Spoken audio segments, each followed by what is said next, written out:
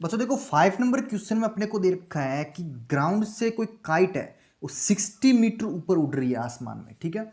और जो काइट को जो कंट्रोल करने वाला जो बच्चा है वो यहाँ ए पॉइंट पे ग्राउंड पे, ठीक है। तो ए पॉइंट से लेके जो काइट के बीच की जो धागे की जो डिस्टेंस है वो अपने को निकालनी है। अगर ये धागा जो रस्सी है वो 60 डिग्री इंक्लाइंड है इस ग्राउंड के साथ, इस पतंग के साथ, ठीक है। तो ये मैंने एल ले लिया और ये हाइट 60 मीटर दे रखी थी और ये 60 डिग्री का एंगल दे रखा है। अपने को जो डोर है उसकी लेंथ निकालनी है, ठीक है। तो करेंगे कैसे? जो बेसिक कॉन्सेप्ट है अपना perpendicular base perpendicular divide by hypotenuse base. तो सबसे पहले जो गिवन एंगल है इसके हिसाब से ये होगा परपेंडिकुलर, ये होगा बेस, ये होगा हाइपोटेन्यूस। तो अपने को निकालना क्या है और जो गिवन इंफॉर्मेशन उसके हिसाब से रेशो देखो किस ट्राइंगल का है। परपेंडिकुलर गिवन है, हाइपोटेन्यूस निकालना है। तो परपेंडिकुलर और हाइपोटेन्यूस का अपने को एक ही रेशो दिख रहा है यहाँ पे। परपेंडिकुलर हाइपोटेन्यूस ये होता है साइन के अंदर। तो अगर मैं यहाँ पे लिखता हूँ sine 60 degree is equal to perpendicular upon hypotenuse. तो साइन 60 की वैल्यू होती है √3/2 और इधर परपेंडिकुलर है अपना 60 और हाइपोटेन्यूस एल ले रखा है। तो एल की वैल्यू निकालनी है। तो इधर एल को अगर इधर मल्टीप्लाई कर दें तो 60 × 2 डिवाइड बाय √3 आएगा, √3। तो अगर मैं एल का एल लेता हूँ यहाँ पे देखो, अगर मैं इस वाले को 60 × 2 मल्टीप्लाई √3 था नीचे, अगर मैं इसको √3 से मल्टीप्लाई कर दूँ, √3 से डिवाइड कर दूँ, कोई फर्क नहीं पड़ने वाला है। एक की नंबर से मल्टीप्लाई कर रहे हैं, उसी नंबर से डिवाइड कर रहे हैं, तो नंबर तो कैंसिल आउट हो रहा है, तो इससे कोई फर्क नहीं पड़ने वाला है। अब देखो ऊपर क्या बन रहा है अपने पास, ऊपर बन रहा है 60 × 2 मल्टीप्लाई √3। अब नीचे देखो √3 को √3 से मल्टीप्लाई करेंगे तो 3 आएगा, ठीक है। अब 3 को 60 से कैंसिल आउट किया तो अपने पास क्या मिलेगा 20 × 2 मल्टीप्लाई √3। इसको मल्टीप्लाई कर देंगे तो 40√3 आ जाएगा, 40√3 मीटर। यानी जो ये जो धागे की जो लंबाई है वो कितनी है 40√3 मीटर, ठीक है। तो ये हो गया 5 नंबर क्वेश्चन कंप्लीट। एकदम आसान से क्वेश्चन है, केवल आपको जो गिवन इंफॉर्मेशन है उसके अकॉर्डिंग ट्रिग्नोमेट्री रेशो अपने को निकालने हैं, ठीक है बच्चों। तो 6 नंबर क्वेश्चन पे चलते हैं। नंबर 6 में अपने को क्या दे रखा है, क्वेश्चन समझो पहले। सबसे पहले दे रखा है एक बिल्डिंग है, बिल्डिंग की हाइट 30 मीटर दे रखी है और एक बंदा है जो कि 1.5 मीटर उसकी हाइट है। वो पॉइंट ए से लेके पॉइंट बी तक चलना स्टार्ट करता है। जब वो पॉइंट ए पे होता है तो बिल्डिंग की ओर ऊपर जो बिल्डिंग का टॉप पॉइंट है उसको देखता है, तो एक एंगल जो हॉरिजॉन्टल एंगल है वो 30 डिग्री का बनता है उसके नजरों के सामने, ठीक है। जब वो ए से लेके बी तक चलता है, बी पर चलने के बाद फिर से ऊपर देखता है तो ये जो ऊपर वाला जो एंगल है ये 60 डिग्री का बनता है, ठीक है। तो अपने को क्या निकालना है कि ए से लेके बी पॉइंट तक जब ये डिस्टेंस ट्रेवल करेगा तो डिस्टेंस कितनी है वो अपने को निकालनी है, ठीक है। क्वेश्चन आ गया समझ। एक बिल्डिंग है, उसकी हाइट दे रखी है, एक बंदा ए पॉइंट पे खड़ा है, उसकी हाइट 1.5 मीटर है, वो ए से लेके बी तक चलेगा, तो कितनी डिस्टेंस ट्रेवल करेगा ये अपने को निकालना है, ठीक है। तो सबसे पहले अगर मैं ए से लेके बी तक की डिस्टेंस अगर एक्स लेता हूँ, बी से लेके आर तक की डिस्टेंस अगर मैं वाई लेता हूँ, तो मेरे को एक्स निकालना है, ठीक है। तो एक्स निकालेंगे कैसे वो देखो। अगर सबसे पहले मैं अगर ट्राइंगल ए आर पी को देखता हूं, ट्राइंगल यहां पे बना लेते हैं, ट्राइंगल पी आर ए। तो ए से लेके आर के बीच की डिस्टेंस एक्स प्लस वाई हो जाएगी और ये वाला एंगल 30 डिग्री दे रखा है। और ये जो हाइट है ए से लेके आर, यानी अपने को ये वाली हाइट चाहिए, ये वाली हाइट। तो ये देखो ये टोटल 30 मीटर है। 30 मीटर में से अगर मैं 1.5 मीटर अगर निकाल देता हूं तो मेरे को ये वाली हाइट मिल जाएगी पी से लेके आर तक।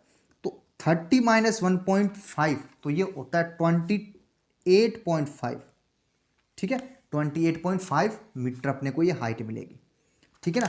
अब अगर मैं अपने को देखो इस एंगल के हिसाब से देखें तो ये होता है परपेंडिकुलर और ये होता है हाइपोटेन्यूस और ये होता है बेस। तो अपने को बेस और परपेंडिकुलर दो कंडीशन दे रखी है। Base x plus why they रखा है और परपेंडिकुलर 28.5 दे रखा है। अगर मैं 28.5 को लिखना चाहूँ तो ये मेरे को क्या मिलेगा 57 डिवाइड बाई 2 मीटर मिलेगा, ठीक है। 57 डिवाइड बाई 2 मीटर। अब देखो अगर मैं ट्रिग्नोमेट्री रेशो की बात करूं तो perpendicular base perpendicular hypotenuse base होता है। तो इसमें देखो परपेंडिकुलर और बेस यानी टेन की बात कर रखा है, तो टेन थीटा कितना है 30 डिग्री, और ये हो जाएगा परपेंडिकुलर अपॉन बेस। तो परपेंडिकुलर कितना है, परपेंडिकुलर 28.5 डिवाइड बेस कितना है, बेस x प्लस वाई है, x प्लस वाई। ओके, तो x प्लस वाई है। अब टेन थर्टी की वैल्यू अगर हम लोग निकालते हैं तो 1 डिवाइड बाई 2 साइन की वैल्यू होती है, ये होती है √3/2, यानी इसकी वैल्यू आएगी 1 divide by √3, 1 divide by √3 is equal to 28 की जगह मैं लिख सकता हूँ 57 डिवाइड बाई 2, और डिवाइड में x प्लस वाई अपने को दे रखा है। तो अगर इसको थोड़ा सोल्व करें तो क्या मिलेगा, x plus y is equal to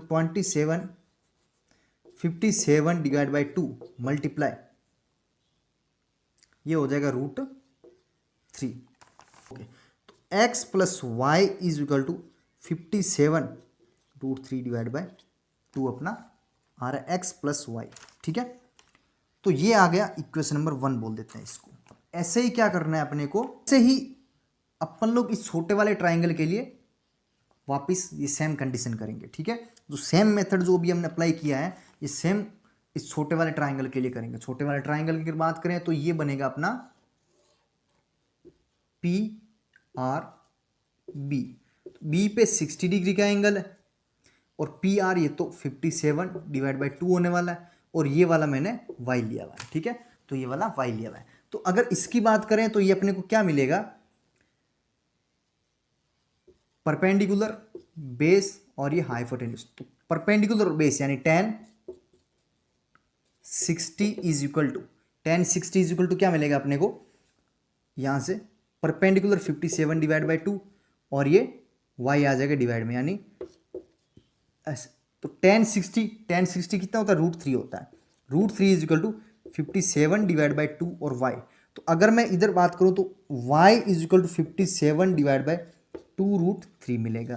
तो y की वैल्यू आ रखी है अपने पास, अपने को वैल्यू किसकी निकालनी है, x की निकालनी है। यानी a पॉइंट पे जब बंदा था वो a से लेके b तक चला है, तो a से लेके b के बीच में वो कितनी डिस्टेंस ट्रेवल की है, यानी x की वैल्यू अपने को निकालनी है। y की वैल्यू आ गई, अगर मैं y की वैल्यू यहां पे रखता हूं तो मेरे को x की वैल्यू मिल जाएगी। ठीक है, तो एक बार इसको आप नोट कर लीजिए ताकि मैं इसको इरेज करके आगे सोल्व करते हैं हम लोग। अब देखो इस छोटे वाले ट्राइंगल को मैं इरेज कर रहा हूं यहां से। अब अगर इस वाले में y की वैल्यू अगर हम लोग रख देते हैं यहां पे, देखो x प्लस वाई की जगह 57 डिवाइड बाई 2√3। ठीक है, 2√3। अब देखो is equal to 57√3 divide by 2। तो इसमें हम लोग क्या कर सकते हैं, ये इधर प्लस का है उधर जाएगा तो माइनस का, x is equal to 57 divide by 2√3, ये उधर जाएगा तो माइनस का हो जाएगा 57 डिवाइड बाई 2 और √3।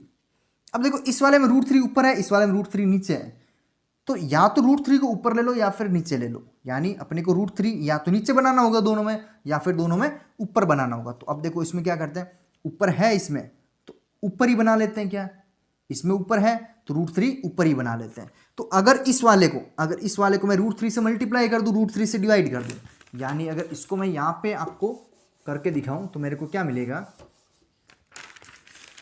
इस वाले को ध्यान से देखो 57 डिवाइड बाई 2 √3 था। तो अगर मैं √3 से मल्टीप्लाई कर दूं, √3 से डिवाइड कर दूं, तो मेरे को क्या मिलेगा, √3 मल्टीप्लाई हो गया 3 हो जाएगा, 57 मल्टीप्लाई 3 डिवाइड बाई 2√3, ये हो गया। ठीक है, 57 को 3 से मल्टीप्लाई करो तो ये आ जाएगा 1712√3। ठीक है, तो इसको यहां पे देखो, इसकी जगह ये वाला लिख सकते हैं। तो अगर मैं x is equal to 171 divide by 2√3 minus, अब ये आ जाएगा 57 डिवाइड बाई 2√3। ठीक है, तो अगर इसका एलसीएम वगैरह लेके सोल्व करेंगे तो एलसीएम तो अपने को पता है, दोनों में डिनोमिनेटर सेम है तो एलसीएम सेम आएगा, 2√3 आएगा, ऊपर 171 माइनस 57, तो कितना बनेगा यहाँ पे, अगर मैं इसमें 171 में से 57 सब्ट्रैक्ट कर दिया तो 11, 11 ये आ जाएगा 4 और यहाँ पे 6 1 1 और डिनोमिनेटर 2√3, ये हो जाएगा अपना आंसर। यानी इतनी डिस्टेंस ये कवर करेगा। सबसे पहले देखो, सबसे पहले हमने क्या किया, इस वाले ट्राइंगल का यूज किया। जो इन्फॉर्मेशन नहीं है उसको एक्स और वाई हमने ले लिया, इस ट्राइंगल का यूज किया। तो ये टोटल 30 मीटर दे रखा है, तो इसको मैंने 1.5 से सब्ट्रैक्ट किया, 28.5 आ गया, जिसको 57 डिवाइड बाई 2 मैंने लिखा है। ठीक है, अब इसमें बड़े वाले ट्राइंगल से एक्स और वाई के अंदर इक्वेशन बना ली यहाँ पे, फर्स्ट इक्वेशन। और फिर मैंने ये छोटे वाला ट्राइंगल ले लिया, ये वाला, ये छोटे वाला ट्राइंगल, इसमें ये y है, तो y के अंदर एक इक्वेशन बनाई जिससे y की वैल्यू आ गई। और y की वैल्यू अगर मैं यहाँ पे रख देता हूं तो मेरे को x की वैल्यू मिल जाएगी। तो y की वैल्यू यहाँ रखी, इधर प्लस है तो उधर गया तो माइनस हो गया। इधर √3 ऊपर है तो इधर √3 नीचे है, या तो √3 को डिनोमिनेटर में लो या फिर न्यूमिनेटर में लो, ताकि सोल्व करने में आसानी रहेगी अपने को। तो मैंने क्या किया, नीचे ले लिया डिनोमिनेटर। नीचे लाने के लिए क्या करेंगे, √3 से मल्टीप्लाई कर दो, √3 से डिवाइड कर दो। तो एक ही नंबर से मल्टीप्लाई करो या डिवाइड करो तो एक की बात है। तो मैंने इसको सोल्व किया तो 57 × 3 डिवाइड बाई √2 3 आया। ठीक है, तो ये टोटल मिला के 171 डिवाइड बाई 2√3 मिला मेरे को। तो इससे ये आ रहा है आंसर। तो इसको मैंने सब्ट्रैक्ट किया यहाँ पे, तो मेरा टोटल आंसर बन रहा है 114 डिवाइड बाई 2√3, ये आ जाएगा मीटर। ठीक है, यानी जो बंदा है ए से लेके बी तक जो डिस्टेंस कवर करेगा वो 114 डिवाइड बाई 2√3 मिलेगी अपने को। ठीक है, ये हो गया 6 नंबर क्वेश्चन कंप्लीट। वैसे डिफिकल्ट नहीं है क्वेश्चन, लेकिन थोड़ा लेंदी क्वेश्चन इसको जरूर बोल सकते हैं हम लोग। ठीक है, अब नेक्स्ट क्वेश्चन की ओर बढ़ते हैं। अब देखो बच्चों, 7 नंबर क्वेश्चन में दे रखा है कि एक बिल्डिंग है, बिल्डिंग की हाइट 20 मीटर है और बिल्डिंग के ऊपर कोई टावर लगा हुआ है। तो टावर हमने ए और आर टावर ले लिया। क्यू आर एक बिल्डिंग है जिसकी हाइट 20 मीटर दे रखी है, इसके ऊपर हमने एक टावर ले लिया, ये टावर की हाइट है। ठीक है, तो एक बंदा पी पॉइंट पे खड़ा है ग्राउंड पे, और अगर वो टावर के बॉटम पॉइंट को देखता है, नीचे वाले पॉइंट को, तो वो एंगल उसके साथ 45 का बनाएगा। और अगर टावर के टॉप मोस्ट पॉइंट को देखता है तो उसके साथ जो एंगल बनेगा हॉरिजॉन्टली वो 60 डिग्री का है। ठीक है, और अपने को ये बताना है कि टावर की जो हाइट है वो कितनी है। तो टावर की हाइट में एक्स ले लेता हूं, टावर की हाइट एक्स ले ली मैंने। अब देखो, टावर की हाइट एक्स ले ली, अपने को एक्स की वैल्यू निकालनी है। ठीक है, अगर मैं इस ट्राइंगल को ऐसे देखता हूं, अगर मैं इस ट्राइंगल को ऐसे देखता हूं, ये मेरा पी पॉइंट है और ये टॉप मोस्ट पॉइंट पे ये पॉइंट अपना ए है। ठीक है, और ये क्यू है। ए से लेके क्यू के बीच की डिस्टेंस कितनी होगी, 20 + x हो जाएगी। तो इसको लिख सकते हैं 20 + x। ठीक है, ये हो गई क्यू से लेके ए पॉइंट की डिस्टेंस। ठीक है, अब ए से लेके पी के बीच का एंगल 60 डिग्री है, तो ये 60 डिग्री अपने को निकालना है। क्या, एक्स की वैल्यू निकालनी है। ओके, तो सबसे पहले देखो, अगर मैं पी और क्यू दोनों ट्राइंगल के अंदर कॉमन है, तो पी और क्यू, तो पी और क्यू को मैं क्या ले सकता हूं, उसमें पी और क्यू ही रहने देते हैं। ठीक है, तो इस ट्राइंगल के हिसाब से ये हो गया अपना बेस, ये परपेंडिकुलर और ये हाइपोटेन्यूस। ठीक है, तो इस ट्राइंगल के हिसाब से अपने को क्या दे रखा है, परपेंडिकुलर और बेस दे रखा है, यानी tan की वैल्यू दे रखी है। tan 60 degree equal to perpendicular upon base. तो परपेंडिकुलर कितना है इसका, परपेंडिकुलर इसका है 20 + x, और बेस कितना है, बेस तो पी क्यू का पी क्यू ले लेते हैं।